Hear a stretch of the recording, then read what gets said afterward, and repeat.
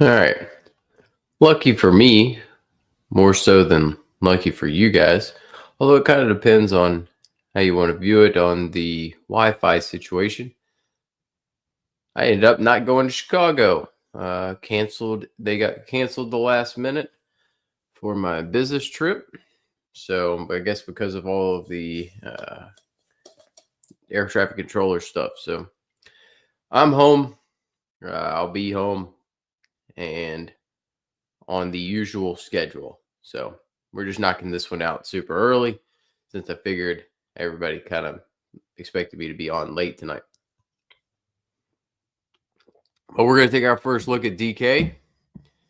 Kind of, I don't know whether I'm excited for this slate. I don't know what the pricing is. Obviously, that's the whole point of this show. But I'm highly disappointed because I like to project out the slates, and they included the only game that I did not include in my projected slate was Penn State, Michigan State. Why is that game on there? I don't know. Like Maryland, Illinois is a much better game. Navy, South Florida, much better game. Those were and then Indiana, Wisconsin, not a better game, which I'm happy they didn't include that one. I really did think they would. But I would have much preferred the South Florida Navy game or the Maryland Illinois game over the Penn State Michigan State game. That one just doesn't make sense. It's almost like they made the slate 6 months ago and then decided, oh, hey, we're just going to keep Penn State Michigan State on here. Like, terrible game. So anyway, I think this is a decently fun game right here. It's not a ton of, I feel very good about game stacking teams on this slate. Actually, I don't even have I slacked. I forgot to grab the over under on this Penn State Michigan State game because I just added it and it is 49.5. Ugh. That's awful. So yeah, we'll just go with that. It's Penn State favored by 7.5. That's what, 24.75. So equals 24.75 plus 3.75. All right, 28.21. There you go. All right, so now we got that. So we don't have to worry about it. All right, first game out on this one. Texas A&M, the Aggies at home with their soft schedule. 48.5 over under, taking on South Carolina. 33.5 points for A&M, 15 for the Gamecocks, and I will not be touching a South Carolina Gamecock in this one. 6,200 for Sellers is, coming into the season, you would say that's a great price. Just solely based on the fact that, man, he's getting double-digit carries, but golly, he has no rushing upside right now. Like, he scored back-to-back weeks, but if you would have told me his over-under for the rushing yards on the season through however many games, 10, if you put it at 158, I would have said he cleared that in 2 games, maybe. Might have been 1. Like 158 yards rushing for Lenore Sellers seems is ridiculously low. Because I know it's the sack yardage, but still, that's insane. And then he has nobody to throw the football to, so yeah. I just, there's no way you can play Sellers at 6,200. I think Reed, you're gonna have to play at 84. I was right on Reed last week against Missouri. He didn't pay off at 8,200.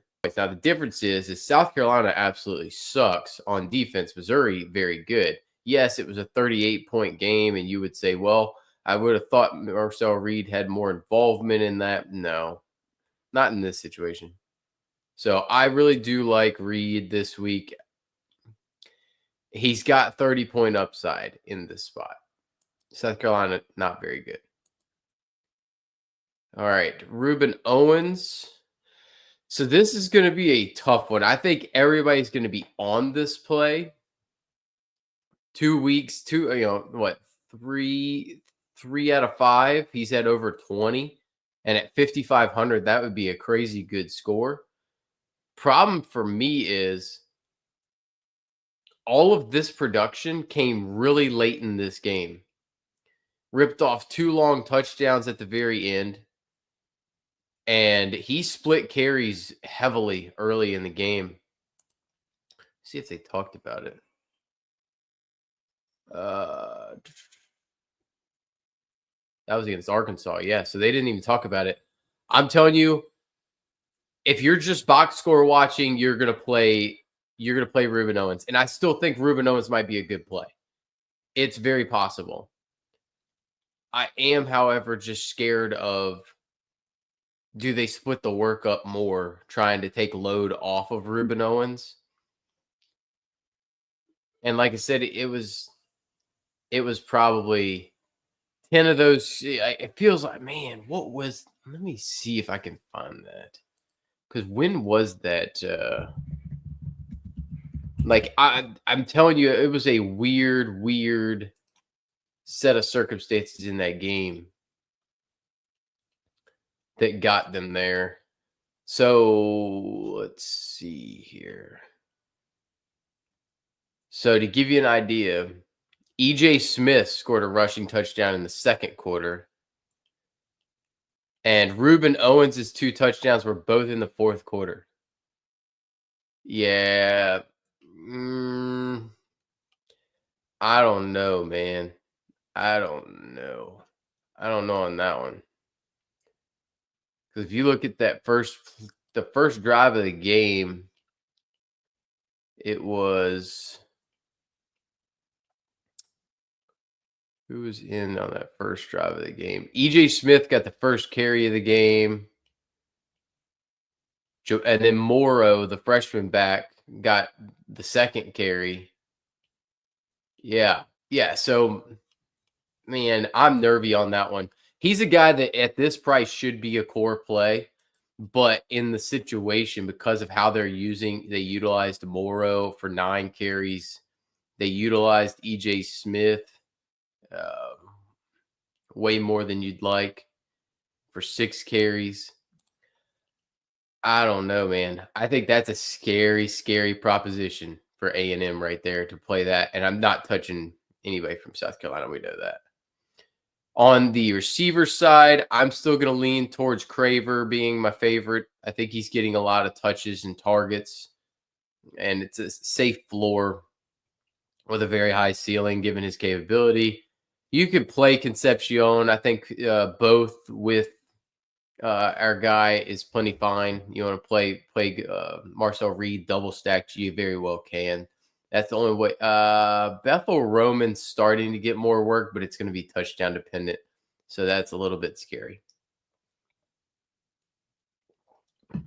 That's going to be interesting to see. That Ruben Owens thing is going to be really tricky. I'm telling you.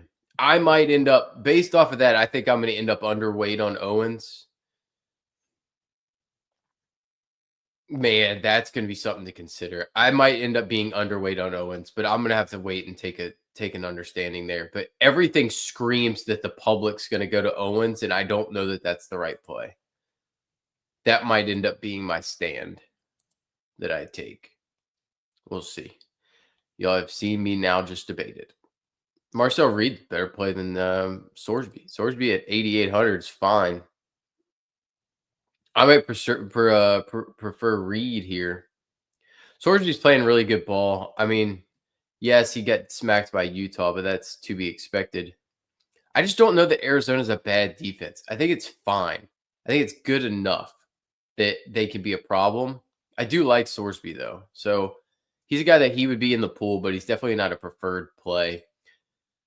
This is a good price on Fafita, given that I think Cincinnati's defense is actually awful. The scary part is I wish this game was in Arizona. I'm still a little bit nervy on Fafita in cold weather. At Colorado doesn't really count. Colorado's so terrible. Yeah, they haven't had a cold weather game. Yeah, I have interest in Fafita at 7,100. I just kind of have to see how I feel. I have interest in both quarterbacks to an extent right out the gate on first appearances. Let's see. I don't know if Evan Pryor. Yeah, Evan Pryor was out. I wonder if Evan Pryor will be in.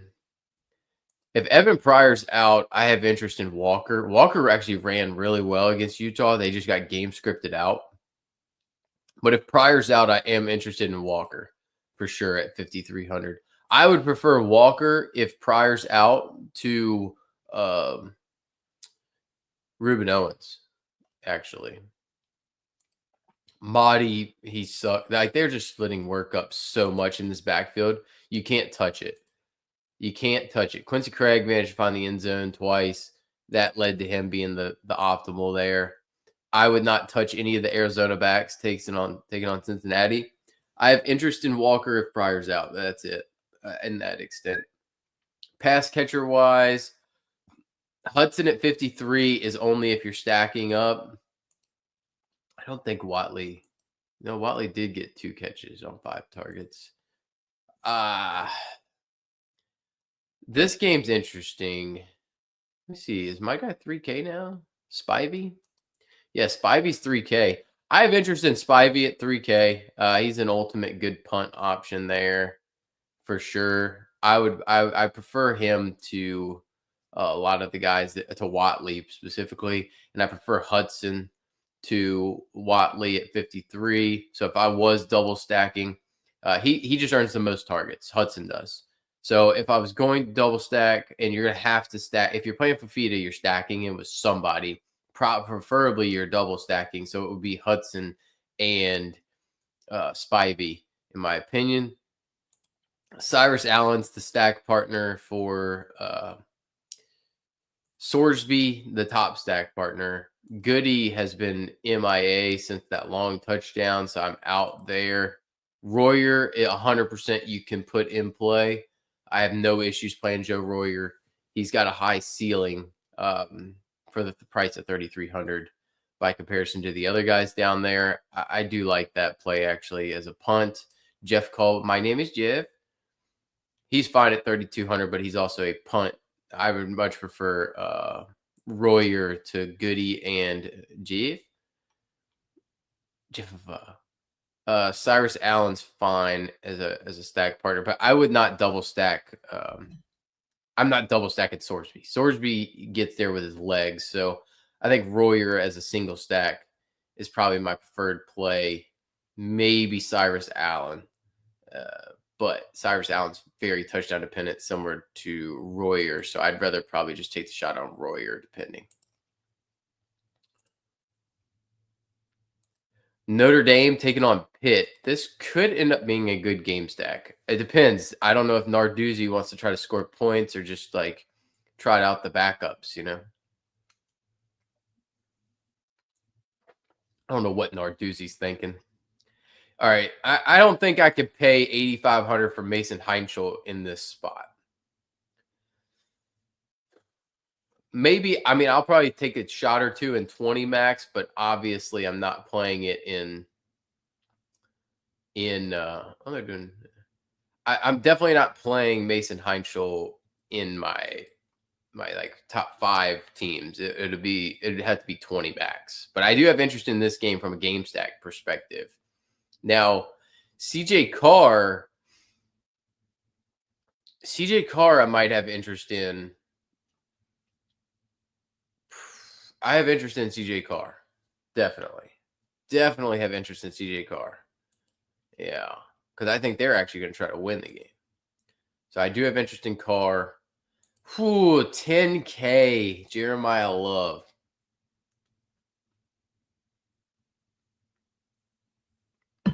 That's a lot. That's a lot. I don't know that I'm in on that. I mean, I don't hate that, but I'm not super into that. I've been getting lucky fading Jadarian Price the last few weeks. Maybe I have interest there. Probably not. I want this. I want him to be healthy. So,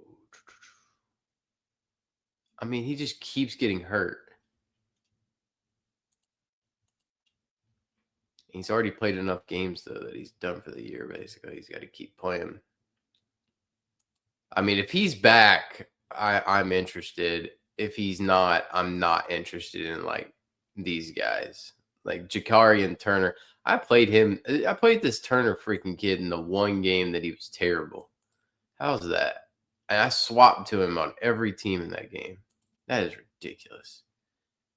I was so right there, yet so wrong. That's the way it's kind of felt like for some of the year. That nonsense. Kenny Johnson, maybe I'd be in here. Maybe at 4,900. Moderate interest. Phase on, I'll have interest in. Ceiling's not great. Floor's pretty solid. I prefer Fields. I still think that game's coming. I mean, look at his game log though. It's been real consistent for the most part, other than these two like a couple duds in there. But he's your deep play threat. He's just got to hit on a few of them. I don't trust Pauling. I don't particularly want to drop. I mean, I guess if you're stacking up Mason Heinschel and saying that they're going to have to throw the football, I would do Kenny Johnson and Rafi Williams with him. Otherwise, I think the most fun way to play this is to go Notre Dame doubles. Go phase on Fields with CJ Carr, and you're fading Jeremiah Love. I mean, you could get the blade, but it's also a huge leverage spot right there. I do like that idea. Maybe off the off chance that Fields catches a long touchdown, Faison gets some target volume. I think that's probably my favorite pivot right there. That's definitely a leverage spot. Michigan taking on Northwestern. This is going to go a long way into whether I want to play Jeremiah Love or not. It's going to be the next page over. Preston Stone, no thank you. Underwood, probably no thank you. I heard somebody talking about Cam Coleman would be fun as a pairing with Bryce Underwood. Yes, he would. Please let that happen. I have moderate interest in Underwood, although this game's being played at Wrigley and it's going to be windy as crap. So let's just go look at the wide receivers real quick. McCulley, no sir. Wildy at 4,700. He'd be my favorite play for Northwestern. I will say, if I was playing somebody, it would be Wildy. Marsh, I like the talent. It's just, that spot, probably not. What's his price? Haynes is out. Marshall is the best play on the slate. He's going to be. King Miller just dominated this run defense. So here's the thing. I don't know that you can pay for Jeremiah Love. Jeremiah Love might end up being cheap as far or under owned, because that is a lock and a half. There's zero chance you should play a team without Jordan Marshall. No doubt about it, especially with old boy out. All right, Komafale, he played really good last week against USC. Played good against Nebraska. He's been pretty good most of the season. I have interest in him. He'd be a pivot off of Reuben Owens, but I don't know that he's like a core play, but that's a core play. Jordan Marshall might end up being the cover boy. I think he's the best. So far, out of these 4 games, he's the best player on the slate so far. Taylor Green at 9K taking on LSU. That's too expensive for me. I don't think he gets a monster game out there. Who starts for LSU? That is the question. I'm a Van Buren fan. I think Van Buren's going to be a good player. So that begs the question. Does he start or does Nussmeier start? I mean, the fact that he threw for 5.8 on 18 of 21 is 121 yards on 18 of 21 passing is just absurd. I hope if Nussmeier if Van Buren starts, I have a ton of interest in Van Buren. Van Buren would be my. I don't know what the rest of the pricing is, but at 6.7, he'd be my favorite quarterback. Although right there with CJ Carr, but I would love Van Buren against this defense. Absolutely love him. He would probably end up being my favorite play. But I'm also buying a lot of Van Buren stock. investing in Van Buren, we'll say. Caden Durham, not playing well, just not good. Harlem Berry could be interesting if he can get enough touches. But at 5,100, why would I pay that? Why would I take that risk? That seems ridiculous. Um, I don't think I want to play Mike Washington against this defense, specifically if Whit Weeks is going to be back, which is the rumor. Omega Blake is a no for me at 6,300. Trades Green, meh at 5,500. I would look to Aaron Anderson at 42 as my favorite option, personally. Nick Anderson's out. I mean, maybe if half the other offense gets hurt, you would see old boy out there. But I'm playing naked. I'd play Aaron Anderson with Van Buren if I had to, and that would be about it. I think somebody's going to pop here for LSU, but I don't know who, and I don't love it. All right. Arizona State taking on West Virginia. It is not – I think got LSU projected for 31 points, which is crazy. And Cincinnati projected for 31. I don't know about all that. 33 points for Notre Dame is a little wild too, but 30-point projection on Arizona State, 18 for West Virginia. I like this Scotty Fox Jr. He's a pretty decent little player. Do I think he can go on the road to Arizona State and have a big game? Yeah, I think 6,500. I'm willing to take shots. He's mobile, so I'm willing to take shots. Oh, I know I said this might be the last time I got to talk about this kid, but he's taking on West Virginia, man. I got to have interest in Jeff Sims in this spot. I've been burned so many times in my life by Jeff Sims. I still remember the last time I played Jeff Sims, and I swore I never would again. It was Nebraska at Colorado to open second game of the year 2 years ago. Jeff Sims got the start. This is pre-Raiola. Jeff Sims just smacked me in the face the whole game. And he ran for a 50-yard touchdown, but he kept turning the ball over stupidly, like fumbling. But he did run for a 50-yard touchdown. So we'll always have that memory where I felt like he saved my day at that point. And then he crushed my dreams. I have interest in Scotty Fox. I have interest in Jeff Sims. I mean, at a 30-point projection, you got to have some interest in Jeff Sims in this spot. What is Raleek Brown? Raleek Brown's 76. I'm not a Raleek Brown fan. I understand how you might want to play them against West Virginia, but I would rather just play Jeff Sims for that price. Dior Hubbard is a good play at 5,600. He's really good in the pass game. I thought he was hurt last week. He did not score a touchdown, still put up 20 points. So I think you need to take shots on Hubbard for sure at 5,600. I think Scotty Fox is a good play. I really like the idea of Sims with Hubbard as your game stack in that situation. Cam Vaughn, no thank you.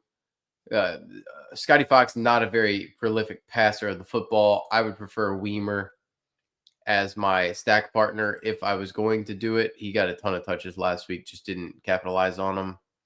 Then otherwise, you never stack Jeff Sims. Jeff Sims, the forward pass is not his strength. I know that is what West Virginia gives up a ton of is passing production, but they do not have anybody worthy of being your stack partner, period. So I would just usually play these guys, just play all the quarterbacks in that one and play them naked all day long. Oklahoma taking on Alabama, projected to be a low-scoring game, 26-19 basically. I have zero interest in Ty Simpson. I'm not interested. I don't think it's a good spot. I think Oklahoma is a problem for this Bama team. I think Oklahoma's live to win this game. I would rather play John Mateer at 8,300 because he's starting to run a lot. He's starting to look better. If he can start to throw the ball a little bit more efficiently, we're going to start seeing 20-plus point games out of him. And at 8,300, he's got ceiling. If because you look at that Michigan game, 74 yards, 2 touchdowns, 3 for 270 and 1. I think it's there. I'm still interested. I'm still interested in Mateer. If I want to take a shot, I don't mind it. I don't think Bama's the best defense in the world. Jam Miller's a no-go for me. Not playing well, not interested. I'll avoid these Bama running or Oklahoma running backs. I'm not particularly interested in those guys. They're not my favorites.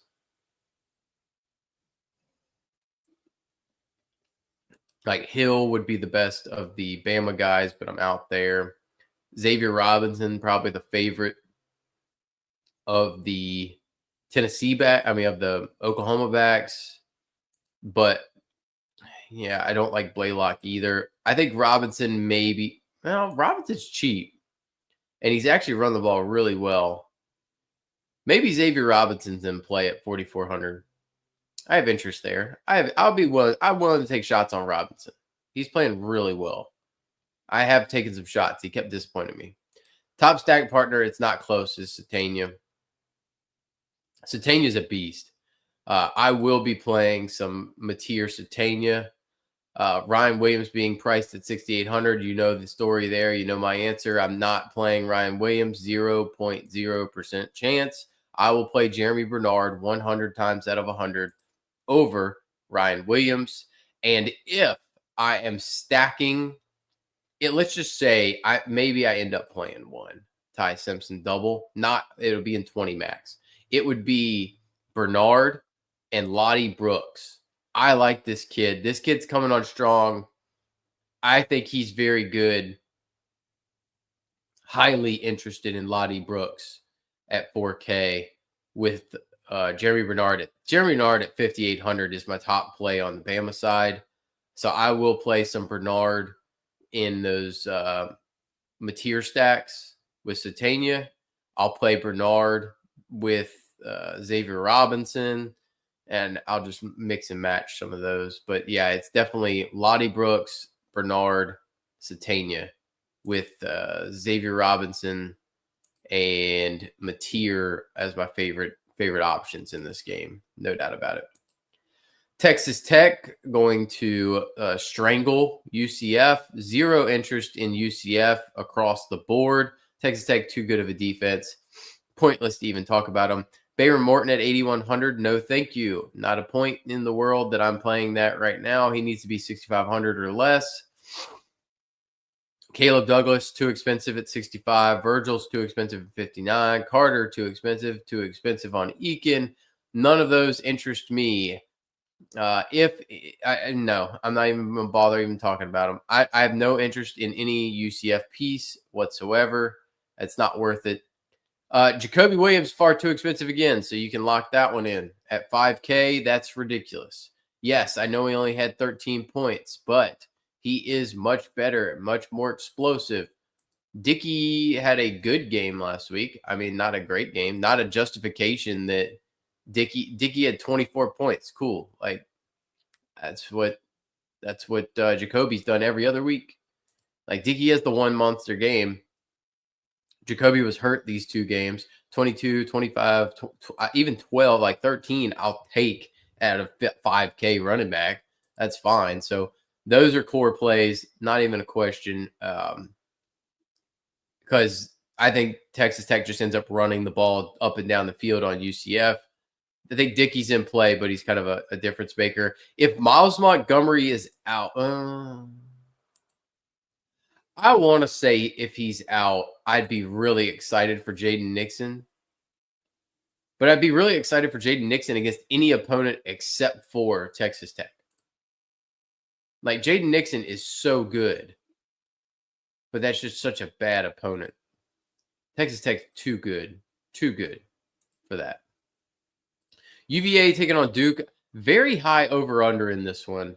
Mainly because Duke can't stop the pass. They stop the run okay, but they can't stop the pass. 32.5 for Duke. 26 for UVA. If Chandler Morris is out, which is possible, I don't know how I feel about this. I would have interest. I don't really even have interest in Morris. I mean, I'll end up playing some Morris. I'd have to because Duke is so bad on the back end. I do have interest in Mensa, no doubt about it. I told you last week he was way too expensive. He's more of like a 7K quarterback. I would have interest in Mensa because he has no rushing upside and he has to throw for 300. Does he throw for 300 in this spot? I don't know. Kalen, he's fine. Like he ran the football pretty well last week, but I don't know that I'd be interested there. I think Morris would be the guy I would be interested in if he was healthy. Nate Shepard's priced too far up. He's too expensive. Yes, he was a very good pivot option last week at 8,200. I went there. It was worth it. This is not necessarily the matchup to go there, although it's a better matchup than it says on paper. I'll say that. Jamari Taylor, I will have interest in. He catches a ton of footballs at 7,700. I think he's worth a shout, no doubt about it. Barcate's too expensive to an extent. I do prefer him to Quayshawn. The ball might go to Quayshawn, but I wouldn't trust it that much. Not at 4,900. Terrell Harris would be my preferred play at 4,200. He plays the most similar to Skylar Bell. I would have interest in Trell. Yeah. That's the thing. Yeah. I'm interested enough. Like, I would play Trell, and I don't mind it as like a one-off in this spot. I don't love Cam Ross. Like, Duke is so bad on the back end that I think you have to take some shots. Anthony splits snaps, so he's hard to play. He splits snaps with Hagans. Hagans is going to pop here and there, but Hagans kind of plays. They split snaps in 3 wide sets. In 4 wide sets, Hagans goes outside. Anthony takes that slot role on his side. Or they both play in the slot on 4 wide. So I don't know. I do have interest in Harris. That's a good price for Harris, all things considered, in this spot. NC State taking on Miami. Miami's got a 35-point team total. NC State about 20. I'm not playing Carson Beck at 7,700. I do not care what happens. I'll play through other pieces. I've tried that experiment once. I knew it was going to end badly. It did. Man, I like CJ Bailey as a player, but I don't know that I could play this.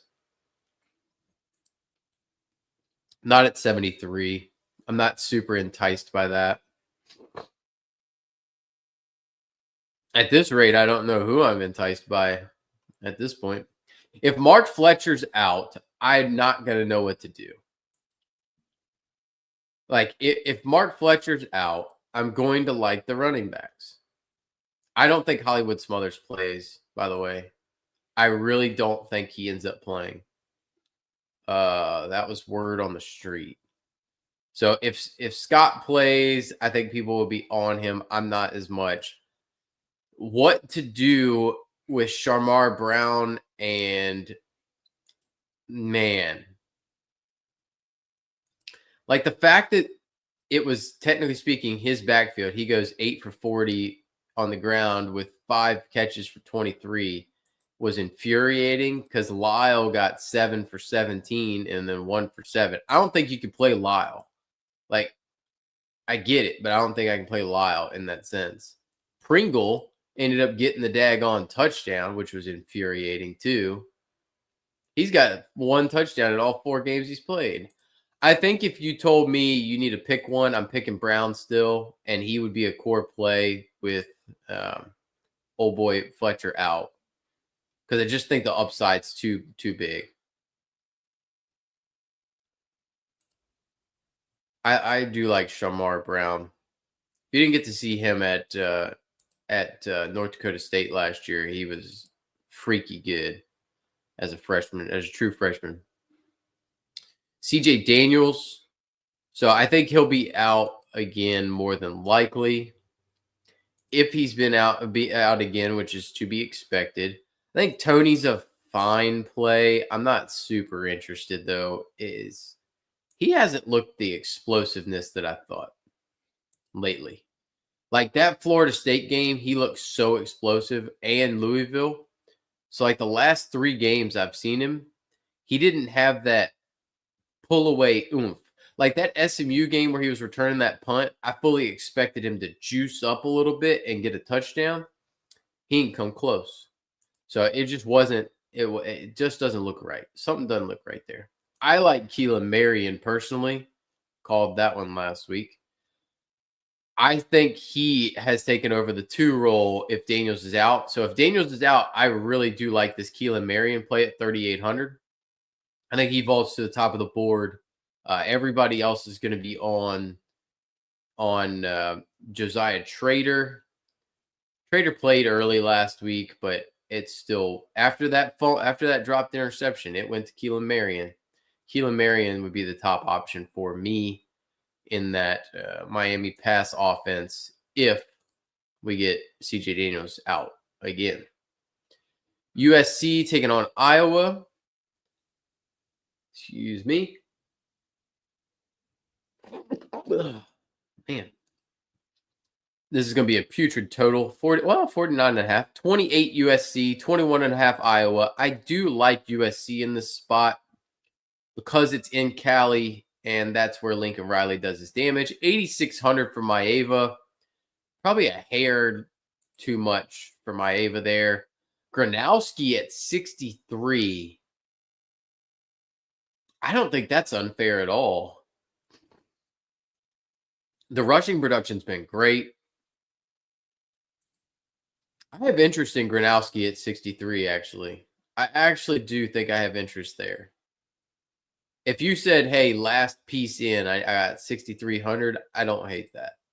I do not hate that. King Miller at 86, I'm probably out. He's played great. Don't get me wrong.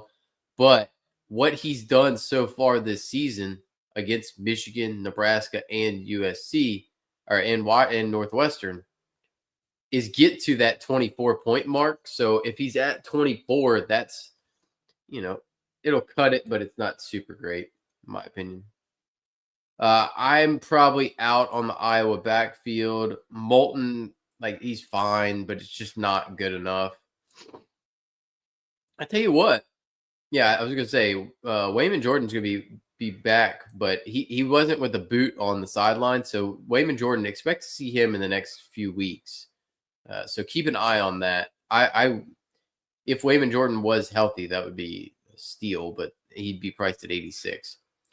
Mekhi Lemon, I will have interest in because he's in Cali and he's facing a defense that I think is going to have a hard time handling his speed. They'll handle Lane's physicality a little bit better, but I don't mind either guy. I prefer Lemon. He's just going to get so much target-wise. No doubt about it. Weegan, they need to find ways to get him the football. That's for sure. Vanderzee is not my favorite player. Hines. Didn't Hines get banged up last week? Yeah, he ended up getting banged up. So, yeah. In this one, this is a tough one. I do kind of like the Iowa side of Gronowski. Do not play stacked Gronowski. That's ridiculous. Penn State taking on Michigan State. We noted it. 28.5 for Penn State, 21 Michigan State. I'm not playing Michigan State quarterback here. It should be Aiden Childs, but they refuse to play him. They like to play Milivojevic. I just don't think this kid's any good. I watched enough of him when I saw him replace Aiden Childs against UCLA to understand that this kid is not good. This is a MAC level quarterback. He's got a MAC level name. Alessio Milivojevic is a Akron butt name, if I ever heard one. This kid needs to be played. This is your quarterback for Ben Finley at Akron. That's what it is. Grunkenmeyer, no shot in hell I'd ever play him at 8.2. I would barely be interested in a healthy Drew Aller at 45. That's how bad this offense is. Katron Allen at 73. Golly.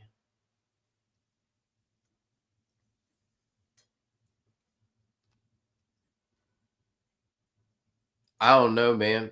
I'm interested in Allen at 73, but like he's not even sniffing the level that Jordan Marshall is on this play. Like that is a pivot and a half off of Jordan Marshall, and you're gonna hope he scores because Singleton's come out of nowhere. I think Singleton ends up getting some ownership because of how good he was last week against Indiana. I think Singleton gets some ownership. 3 touchdowns, 30 points. He stays at 4,800, really dropped in price. I think you're going to have to play a little bit of Singleton, but it don't feel good. And you're not playing a Michigan State running back. That's no chance. They're just terrible. Nick Marsh is a guy who's going to transfer in the offseason. You should be highly interested in where he goes. He's very good. Another Cam Coleman-esque player.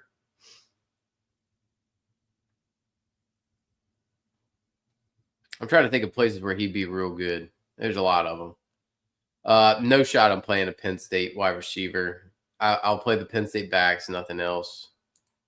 Luke Reynolds, man. I mean, I don't. You can't play one of them, and I just don't think you can play Omari Kelly or any of these guys. No, they're just too terrible. So yeah, that's man. We come out of this thing with not a lot of sexy plays here. This is pretty ugly. I'll be honest.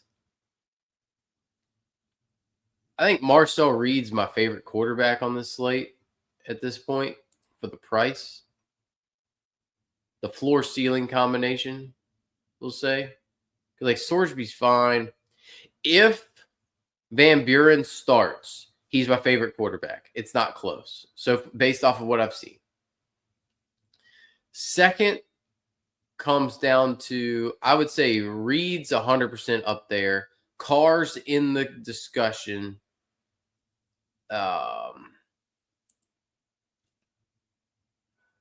I'm gonna hate myself this week, aren't I? I like Mateer. I'm interested in. I think Jeff Sims is in there. Friends don't let friends play Jeff Sims. That is a rule. Can I really do it? That's so stinky. Why would I do it? Why? I don't know why I would do it, but I would. Because I like pain. I think that and that is fun with Reed. And then, I mean, I really do like Omega Blake. I mean, not Omega Blake. I'm staring at Micaiah Lemon at 72. I think that's a great play. I think Satania is a great play. Jacoby Lane is a fine play. Bernard at 58 is a fun play. Yeah, man, this is a weird slate. I think the triple from Notre Dame is fun. That's a fun way to play it. I think playing the triples, the double triples, is a fun way to play. So like Reed, Craver, Concepcion, and then you go with. I already know you can get it. It's very easy to get. Is the Notre Dame triple is fun. So yeah, there's a lot of fun ways to play right now. Very easy to fit everything in. Nauseating to an extent plays, but we don't have any Pavia. We really don't have any high-end quarterback on this slate. Like Green's matchup's so terrible that you can't really reliably play him for 9K. Sorsby's matchup's fine. I think you could play him at 88. But yeah, anyway. It's a kind of a fun slate. It's interesting. I think there's going to be some different ways to build. I'm really going to try to narrow things down when I get it in there. But like I said, normal schedule this week because I did not end up in Chicago. Oh, buddy, if we get Utah State UNLV, it's just all systems go. Play everything. Play double stacks, and running backs, everything. The problem is for UNLV, so I'm gonna break it down. I'm gonna have a video on that game because it's too good of a game, and I'm just gonna break it down. I usually have notes, but I'm not even gonna make notes for it. UNLV is a very difficult team to stack because they don't have like a condensed rotation. It's literally like 12 different wide receivers play. So I don't know how to stack that game yet.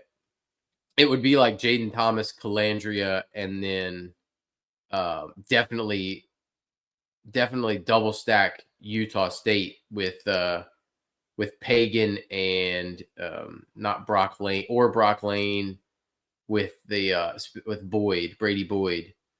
That is scary that I know all the names. Javin Jacobs. I mean, I might just do like a full stack of that game and just all the players in that game and see if see if I can pick one player from another game and that's it. So yeah. All right. I am going to be back. We're on normal schedule this week. Like I mentioned, they canceled my trip to Chicago late on Sunday night after I'd already checked in and everything. So I just logged out of all of it and canceled all of it. So I'll be on the usual schedule. And yeah, so this looks like a fun slate. Not great, but I think it could be one that we can take some advantage of a few things there. So I'll see you guys tomorrow morning. We'll break down the FanDuel slate, and I will talk about Utah State UNLV very soon, I'm sure.